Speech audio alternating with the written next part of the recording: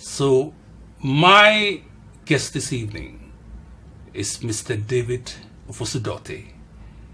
He is the one that has fired my imagination about this idea that has been lingering for the past 30 years or so. So, good evening, Mr. Ofosu-Dorte. Thank you, Mr. Nylander. So, can you tell us a little bit about what you, or what I've heard you talk about so many times about making Ghana the center of the world? Okay, so let me put it in context, because making Ghana center of the world cannot happen if you simply focus on the center of the world idea. So there are a number of ideas that I'm seeking to promote, and the thrust of all these things is to basically change the national conversation from incessant attention to political issues to issues which will drive the economy and contribute to making Ghana great. So it's an agenda to change the way we discuss things in the country. Yes. And having said that, to talk about Ghana becoming the center of the world, we need to talk about a couple of other things. So let's focus on three things for the purpose of this discussion. Okay. The first one is a mindset change and an attitudinal change. Without that mindset change, nothing else, will work. No nation can be great when the people of the nation do not have confidence in themselves and in the belief in the nation and the products that the nation delivers. That's basic. It's just like somebody said that no organization can be greater than the thinking minds of the people behind organization. So is a nation. So the people of the nation as a collective must have confidence in themselves. They must have a belief in that nation. And that's the basic mindset that we need to drive. If you do have that mindset of a belief in Ghana, for example, that it is possible to do things here, it makes it difficult for you to walk across the Sahara Desert to walk to Europe.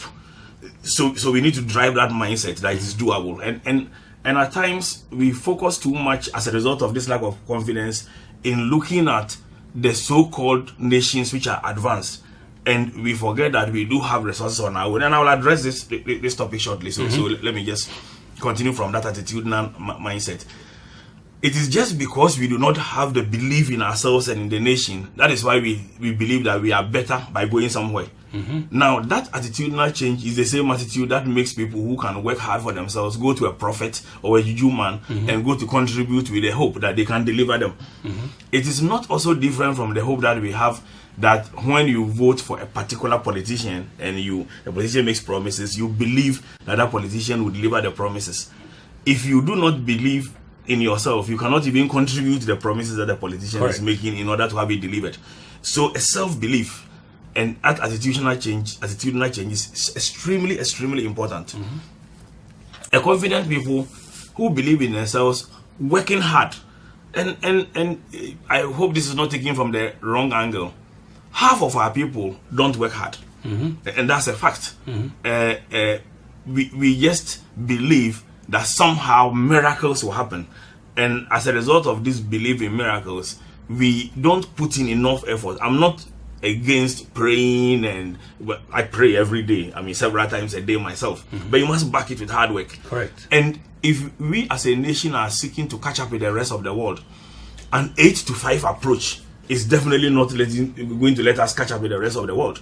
And there are several examples. I don't like to quote other countries as such, but there are several examples worldwide where just a drive of hard work in the people made them add a couple of notches to their GDP.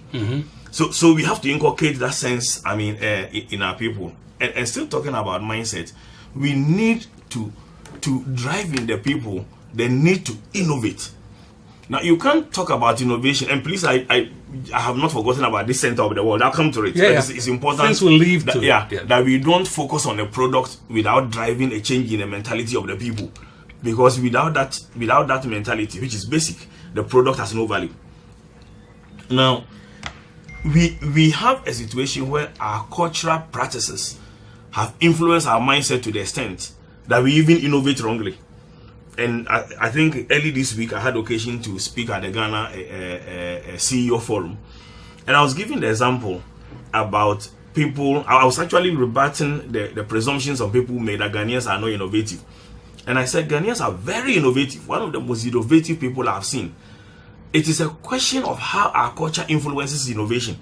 And let me give you a couple of examples, or maybe one most important example in view of the time. The funeral industry has received such massive innovation that the industry has come to full bloom. I showed a picture on the screen, and I asked people in the room, how many people can you identify in the picture? And everybody said 3. I actually asked how many human beings, and everybody said 3. I said, there are actually 2. The third person is a corpse.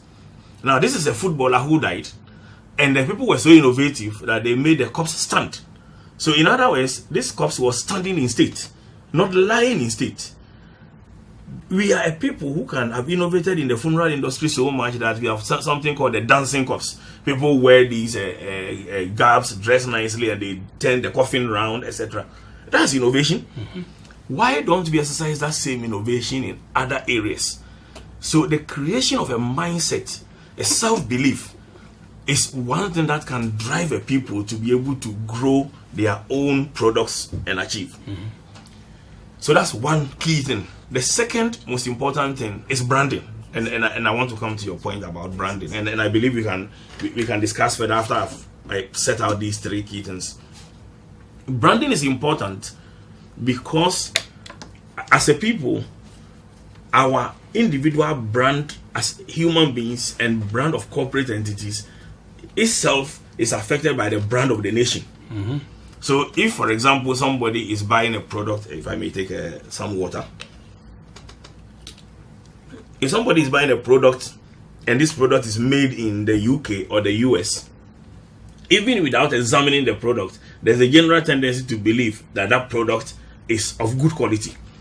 Whilst people don't necessarily have the same attitude for products, let's say from China as an example. Right. So there's a certain mindset that affects the brand. The nation's brand affects how the people and the products from the nation are viewed.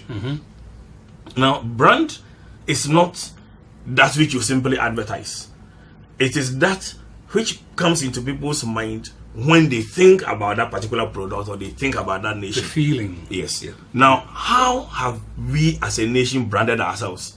It's a very difficult question to answer because Ghana is seen for several things. I mean, we used to talk about ourselves of being 4 times football champion, the first nation south of the Sahara to attain independence, and all those kind of things. So all those are brand attributes.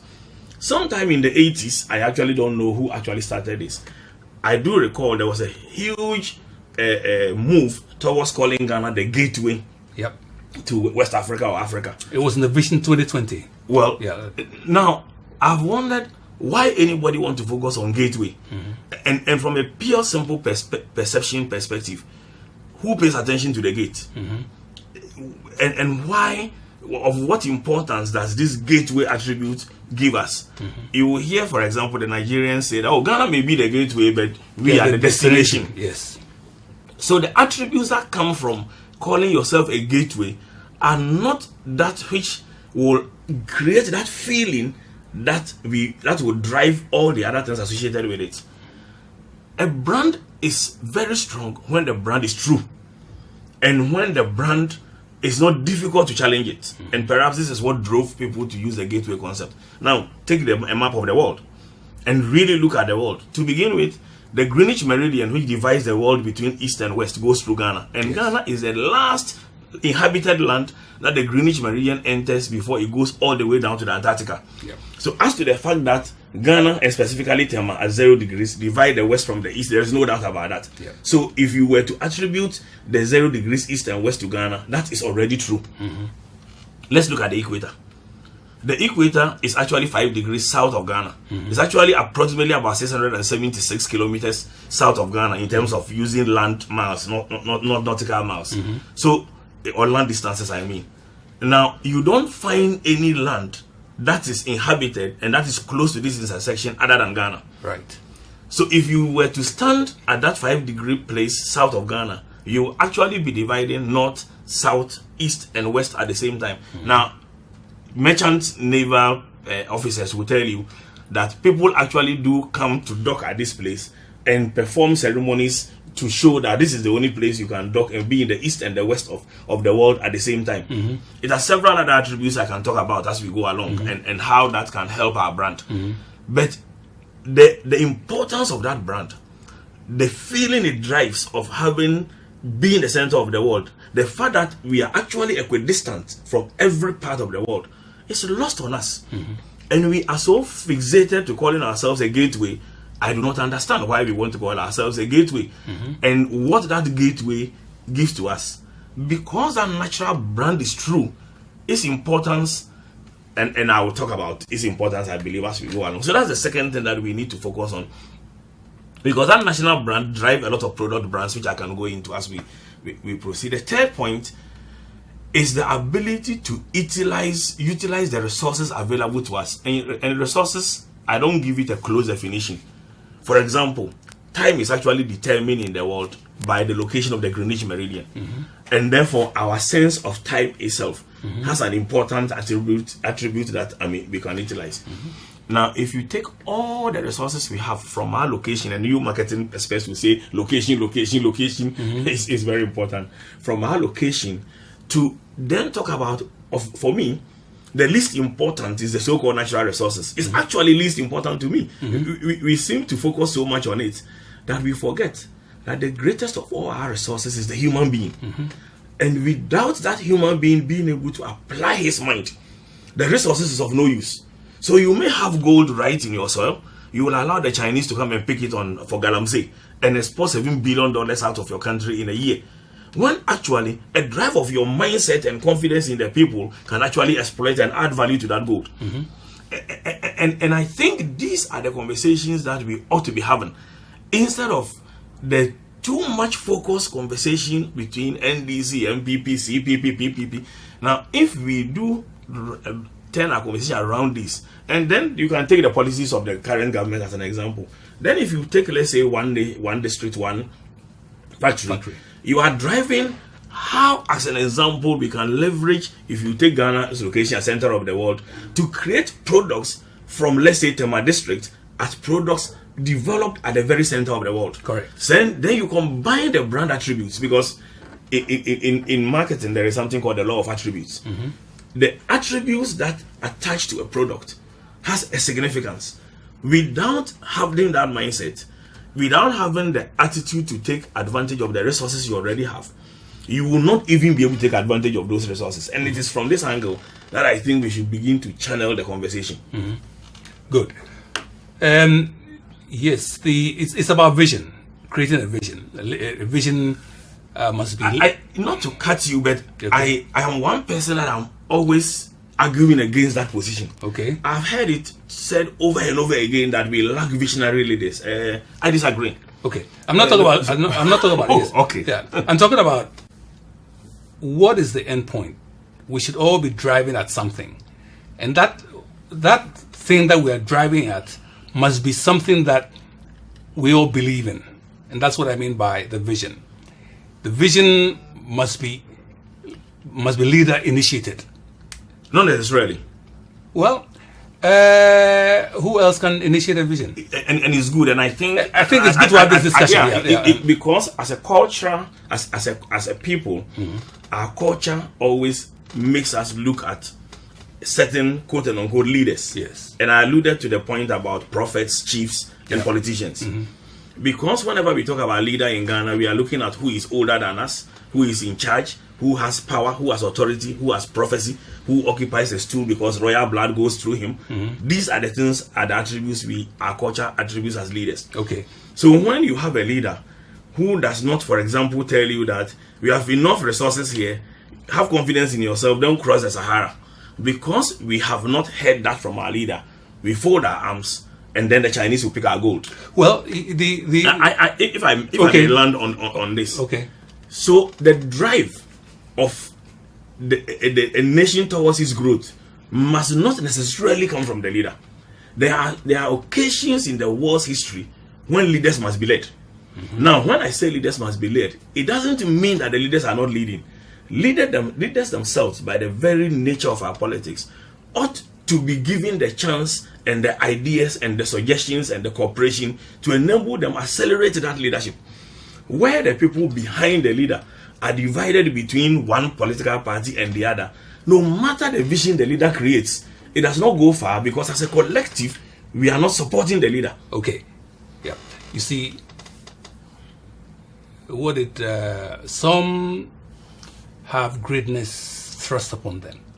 So it is not always, I agree with what you're saying, but the vision needs to be shared and it needs to be supported. If the vision is not shared nor supported, then you might as well forget it. But that's what you are doing.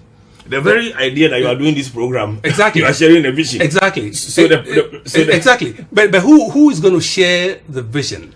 Somebody who is in a leadership position. My point is not, and I think we have heard this over and over and over, that everybody is waiting for some leader to share the vision. We do have the vision. Not necessarily. Somebody might. Why did I think of David Ofosudate? Because you shared a vision. Yes. And you were leading a certain thought process. Exactly. Yes. That resonated with me. Yes. So in that sense, you became a leader. Okay. And so when I say a leader, I'm not talking about a political leader. I'm talking. Then I agree with you. I'm talking about a leader who's somebody who initiates it, like you've done. Somebody who can share it, like you're doing. Those of us who support it, and it must be comprehensive. I agree. Not just 100%. Just it must be and then it must be inspiring, and all those attributes, leader initiated, shared and supported, comprehensive and detailed, positive and inspiring, and taking advantage of that which is existing already, and driving it forward. Okay, all right. Now, the past visions that we've had, yes, somebody initiated it, and it was shared, but whether it was supported is another matter, because you had people believing that by the time the year 2020 arrives, all the things that have been said will arrive, which is not so. But if you have a comprehensive plan, then of course you will arrive at it. Is there any nation in Africa that has more plans than Ghana? I think the last time I was on TV, I was discussing the 7-year development plan of Kwame Nkrumah, which coincidentally was actually written and signed by J.H. Mensah. Right. So this, for want of a better word, is a vision which was prepared by two people of different political persuasions. Right.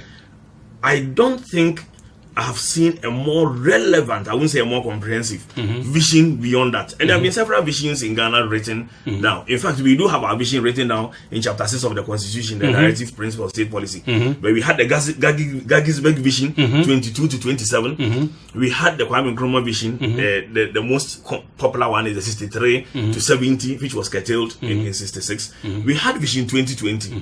We had the GPRS 1, GPRS 2, the homegrown solution, and now we are now even thinking at some point of vision 2063. So all these visions have been there, but as a cultural attitude, we are people who never implement. And I've studied vision 2020. If you take vision 2020, the agenda was that between 1995 and 2000 we should have attained certain benchmarks. Half of those benchmarks were not implemented. Yes. So if you do not change the mindset and drive the people to become an implementation-minded people, right, we become mere planners. Yes. And that's what we are. We plan perfectly, well, you see, but we don't implement. But how do you make the implementation? You do it through a series of steps. And that is why the comprehensive and detailed comes in. But we've done that. We've done those series of steps several times. No, but nobody was making sure. Nobody was going back and checking. Have you done this? Have you, a checklist? Because we don't have the implementation mindset. Well, if you have the implementation mindset, you are not just going to prepare a vision and leave it. Yes. You are going to have that checklist, exactly what you are talking about, and you are going to have a whip. In fact, but that's what I'm talking about. Okay. That we've done these things so many times before. They haven't worked. What is it that is missing? And we're saying, well, okay, now let's go back to the drawing board. There are certain basic things that need to be done. If we accept that we need to be driving at a certain endpoint, what are those benchmarks? The benchmarks have been there.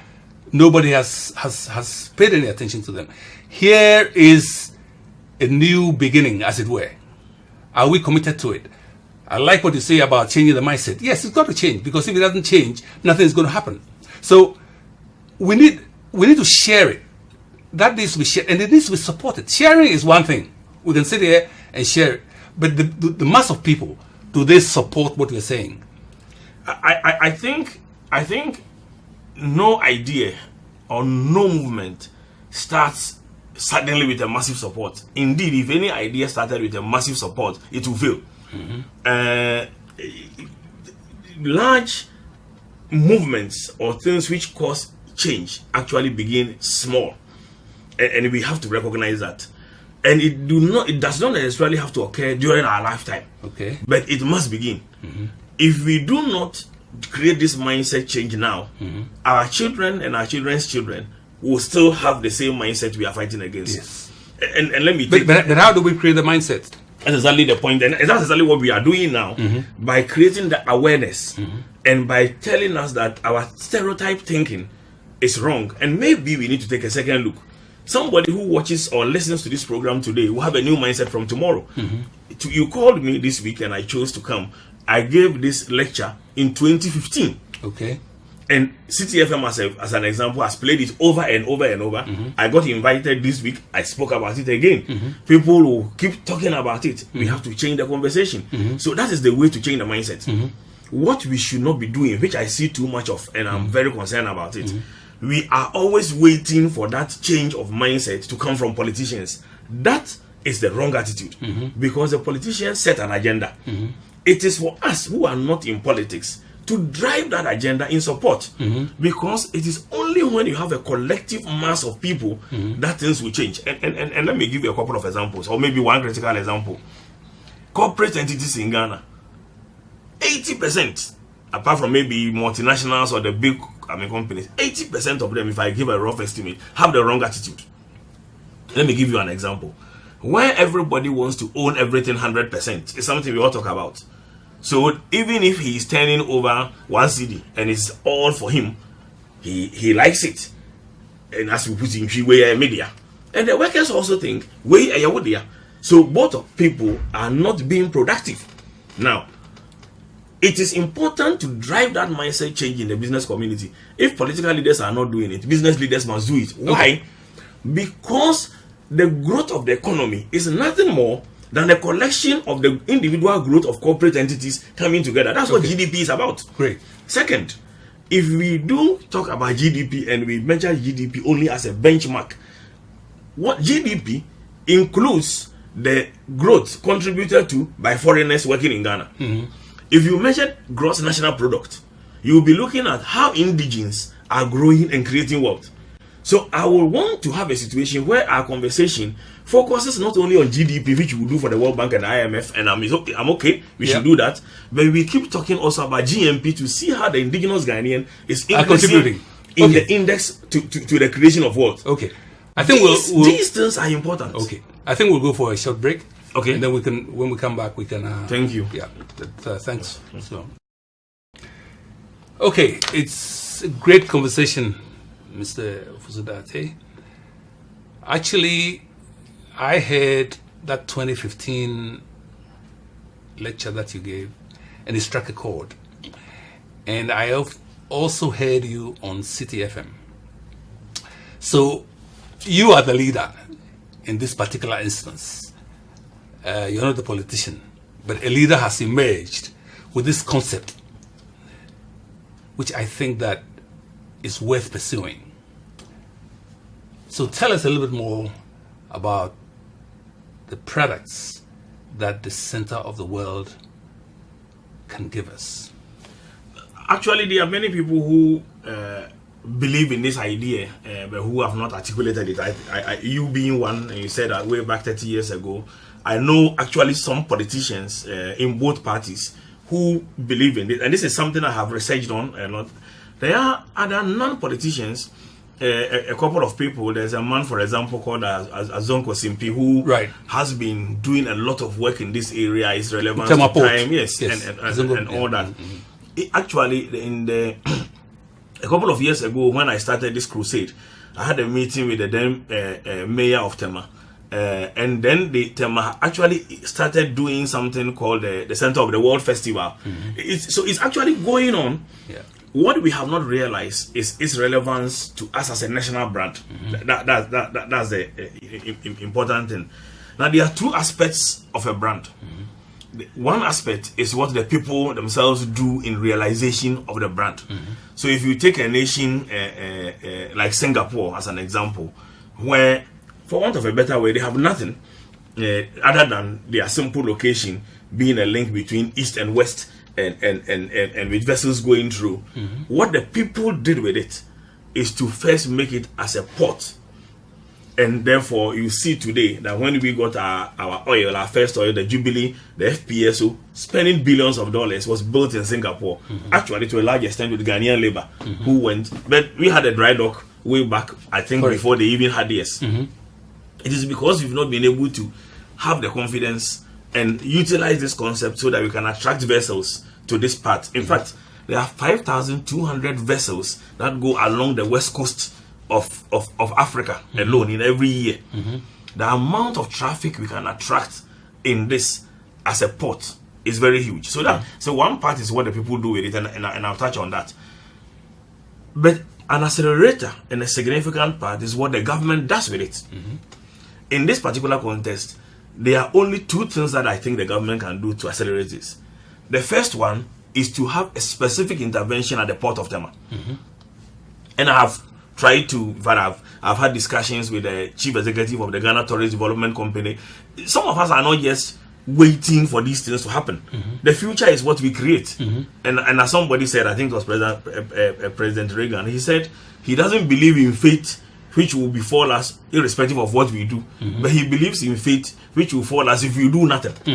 So as a philosopher, in my personal philosophy, I do something about what I believe in, and I believe in these things I'm talking about. Now, so I had a discussion with the chief executive of the Ghana Tourist Development Company, Mr. Kobienchi, and I said, you have to drive this idea. I'm prepared to speak to any politician and explain to him or her. There was an attempt to actually set up a committee which I was invited to chair. The committee's work didn't go far because I wouldn't say resources. I don't think adequate attention was paid to it. For example, we wanted the politicians to make certain specific things which didn't happen. So now let me come back to what can be done with this. A specific intervention in the port of Tema, and the port of Tema is undergoing redevelopment. In allocating a certain size of land, then I have all the details. These things have been worked out. These are not imaginations. On making it as an attraction to the place where the 0 degrees occur.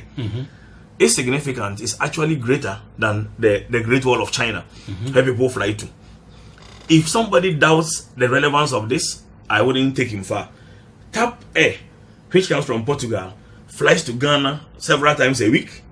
Ghanaians join TAP Air and go to Cape Verde to go and see Sao Tome or Cape Verde, to go and see a location there, which is a small 1 mile squared where the equator goes through. The equator goes through Kenya as well. It does. They also market it. Yes. But you won't find anywhere where the proximity of the equator and the 0 degrees, and this is the last place of the 0 degrees. So Gabon, which tried to claim the 0 degrees, is actually 1,073 kilometers off. Now, our location just does it, and this is God's doing, I mean, for want of a better word. But without that political intervention at the port of Tema itself, the central attraction of an identifiable place where tourists can go, take pictures, do whatever they want to do. Now, this may sound surprising to many people. When Queen Elizabeth was last in Ghana, she went to the Presby Church in Tema. I didn't see it as part of the major news, but she went there with Prince Philip. Now, why? Because the Presby Church at Community 1 sits on the 0 degrees. You're right. And in Chroma's days, the Meridian Hotel has something called the 0 room, where people flew to pay thousands of dollars, if you bring it to today's currency, to sleep in the 0 room. Yes. Not far from the 0 degrees, we have the Ramsar site, where bird watching. There are certain types of birds in the world who come only to that place in a year, and there are people who fly all over to come and bird watch. There are birds which are fixed with certain chips in there. These things are going on. You have to leverage it, and that requires governmental action. No, not to cut you short. Okay, I'll come to the private sector action. Yeah, not to cut you short. Talking about what countries do. I know a place in Kenya, and it's on the equator, and the bar is, they serve you in the northern hemisphere, and then they pass your drink to you in the southern hemisphere. Exactly. And this is the market. They make a lot of noise about it. You get you serve your drinks in one hemisphere, and people fly thousands of miles just to go and experience that. What do you get? You don't get a sudden feeling of the environment or anything, but the mere fact that you are straddling between the northern hemisphere and the southern hemisphere. And so they are I mean, that is, but we are combining that with a 0 degree. It's all documented. These are things we have sat down and written on what can be done. Okay. And indeed, even the location of a research center on the 0 degrees in Tema, right. The site, we discussed it, we went to talk to GPHA, but to have that support from the top, which instructs GPHA to do this, hasn't come. And of course, I must say this was before the change in government. Right. Hopefully, I haven't spoken to anybody top enough in government. I spoke to Ghana Tourist Development Company, but I've been putting this in the public domain. Yeah. Hopefully, the new government will hear. But if this is taken seriously, we will prevent a situation where the current Temari development is going to end up putting containers on where the 0 degree is located. I've heard several people say, oh, we've gone far. The engineering, there's nothing which cannot be done in engineering. You can re-engineer so that you have, this is what is called ecotourism. You have all the port built, and I know it's going to cost us about 1.5 billion to do it. We need the port.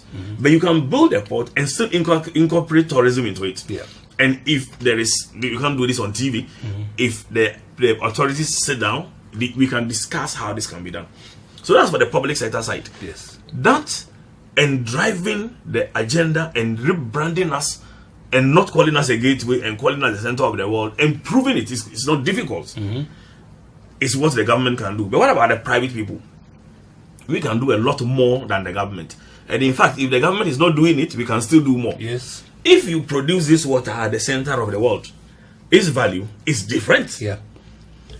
If you have a situation where you are making, and let me give you a simple example, very, very simple example.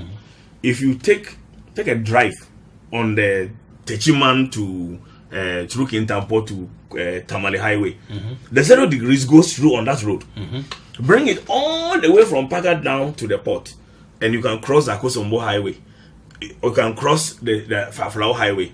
Actually, the Tema Golf Course is one of the few golf courses in the world. There are about 9 of them, which sits on the 0 degrees. Playing golf at the 0 degrees means a lot. You could be playing in the Western Hemisphere or in the Eastern Hemisphere. Right. If you had a situation where somebody did a stop point as a tourist center, where a person driving to Aflao or driving to Tamale or driving to Kintampo or driving to Akosombo sees a big sign which says that you are entering the Western Hemisphere, you are exiting the Eastern Hemisphere, it comes with a lot of tourism. It is that tourism which takes out the next product of the aviation hub we talk about. Yes. If we do that, then we are attracting the real market of people who come here with feeling. Then our products will begin to get branded. And there are certain natural products, and maybe natural is not the right word, certain products which are peculiar to Ghana. Kente is one of them. Yes. Kelewele is one of them. Kelewele, and I mean Kelewele. And Shito. You can't find it anywhere. You can package these things in such a way. Rice is somewhere else. Because when we are competing with Senegal, Liberia, Nigeria, etc. So it's become an international cuisine. China sold this cuisine before China became great. But if you made, you can actually create a myth around kelewele that coming to the center of the world without eating kelewele is something else. Yes. And you can attach frying kelewele with coconut oil, which suddenly has become something that everybody is taking in order to prevent Alzheimer's and all those things. These are products that properly packaged, and I'm saying that these things have been set down, can change not just the attitude towards tourism, but even the feeling people have towards the product that they have here. Let me make a very last point, which is perhaps more significant than everything I've said. Yes. Ghana can then become a logistics hub, because physically, bringing products to the center of the world through the Tema Harbour gives us what is called the growth corridor concept, which enables us connect to the north. So, for example, I've seen the current government has made a publication for extension of railway to Paga. If that happens, the throughput from the port of Tema to the northern countries, Mali, Burkina Faso, etc., increases. But because we are equidistant from the rest of the world, creating us as a logistics hub is very easy, flight wise, and location of goods wise, and distribution wise.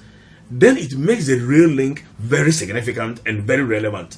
So and a logistics hub by its nature, like what Dubai is, becomes a place where you can then create multiple free zones, and it is in these free zones that people can locate, and you can order goods, bring it to Ghana, and transship it to other places.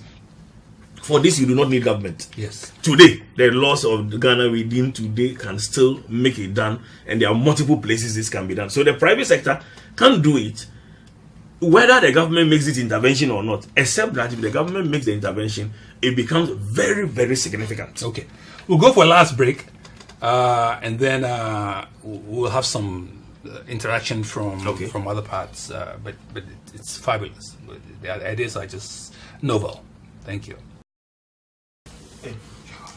So, Mr. Ofusudate, who is listening? When you believe in an idea, don't worry about listenership, because it's not a popularity contest. You are listening, and otherwise I wouldn't be sitting here. I've been talking about this for 4 years. There are people who have talked about this 30 years ago. Somehow, people are beginning to listen. Last week I had an audience of about 200 when I talked about it. The stations talked about it. I'll keep talking about it. Somebody will listen. And the fact that you are doing this, even if it's one person who listens and passes it on to another person, etc., somehow it will come to a situation where it will culminate in that movement that makes us believe in this natural branding that we have. So I don't think we should be bothered about the size of listenership. What we should be bothered about is that we all believe in it and we keep spreading it. That's how ideas begin. Yeah. Well, there must be a point where we should sell it, because private initiative can take it only so far. There must be. I think I am not worried about that. Certain philosophies drive me in everything I do. I think every politician in the world wants to succeed. I have not seen any politician who doesn't want to succeed. And if a politician hears that you have an idea and a concept that benefits them towards the growth of the nation, they will listen to it. I mean, so no, in Ghana, you can't be so sure. I am sure it's all benefiting me. Well, that's a different subject. If the masses of the people begin to utilize center of the world, etc., the next time the minister goes somewhere or a minister goes somewhere, he will not be talking about gateway. So the most important, that's why I focus on mindset change. The most important thing to me is that we stop talking about gateway. That's very important to me. And I was happy the day the gateway sign was yanked from Kotoka International Airport. I don't know why we keep that in there, but it's gone. I hope we don't put it back. So if people stop talking about gateway, that is a good achievement enough.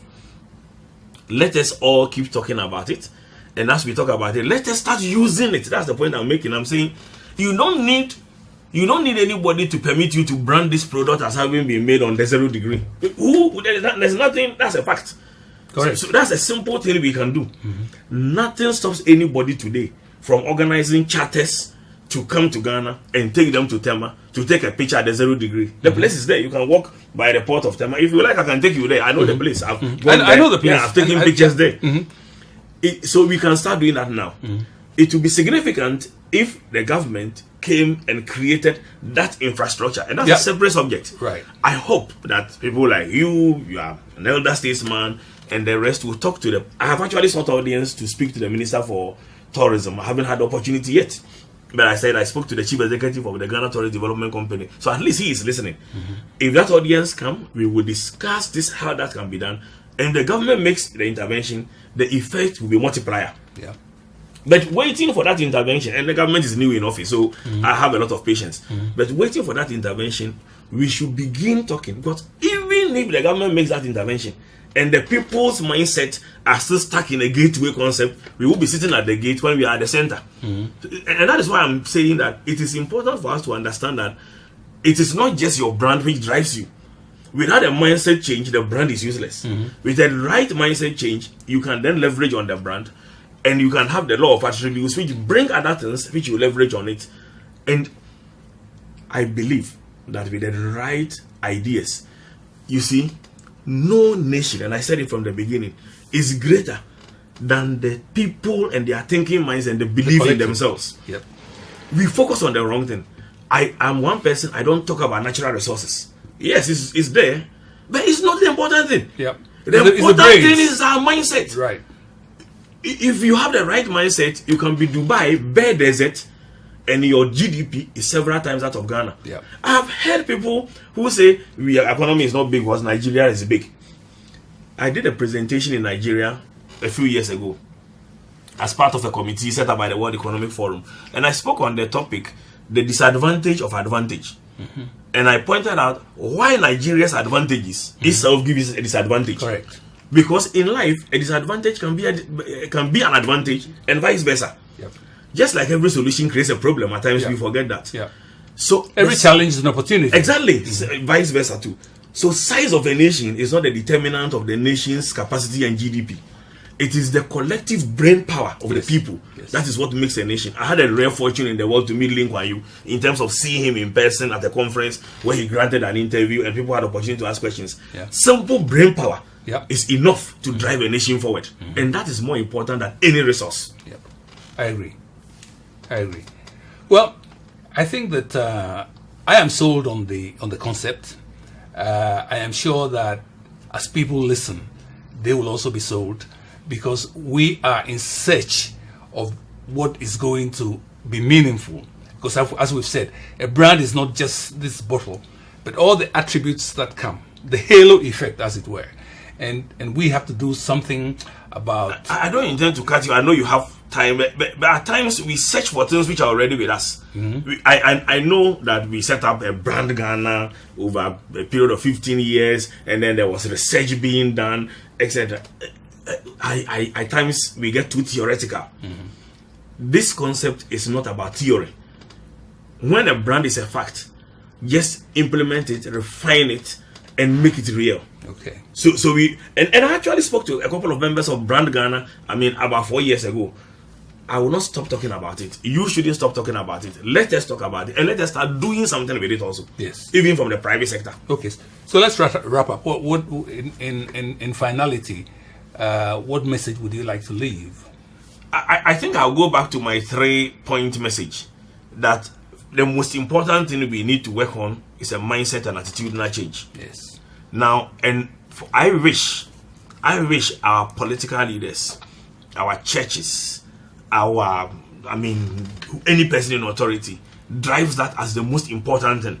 Because when you have a nation where people don't understand that hard work by its very nature, and that from where we are, the only way we can catch up with the rest of the world is to work hard and to be very innovative. That's one thing working for us. Technology has made such a change that we can do quantum leap without necessarily going through every single step. We are coming to the world where there is 3D printing, where people can actually print building these days.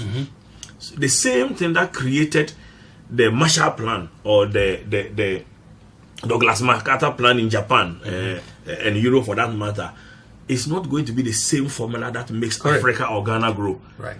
Here, you need the critical mass of the masses to help drive development. Okay. So that mindset change, if driven by politicians, good. If not driven by politicians, some of us in civil society must focus on that mindset change and do less and less of the politics. Yes. It's one thing which is also diverting our attention. So that is the first key goal. The second one is to focus on this natural national brand from the business perspective and utilize it in any manner that is, that can be done. And I've thrown a challenge to a lot of people that if you don't understand how to use it, talk to me. And there are a few people I can direct on how you can utilize this and applicable marketing principles behind it. And these are serious, principles that you can use to drive real growth. It's doable. The last one is utilizing all the other resources that comes with it. But it must start with a mindset and go in that order. Otherwise, nothing can be achieved. Okay. Mindset, making sure that you have a brand that is meaningful, and then making sure that you are also bringing all the value added, the attributes. Exactly. Yeah. Okay. All right. Thank you very much. Thank you.